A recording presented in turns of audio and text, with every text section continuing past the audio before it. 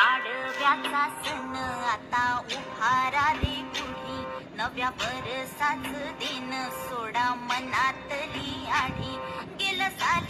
गेली आढी आता